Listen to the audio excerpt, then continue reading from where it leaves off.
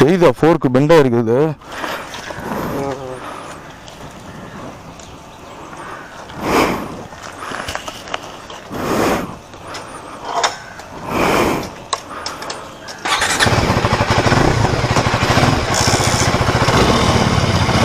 Hi friends, நான் உங்கள் பிரபு. ரெக்கார்டிங்கில் தான் இருக்குது. எஸ்டர்டே நைட்டு வண்டி ஆக்சிடெண்ட் ஆகிடுச்சுங்க.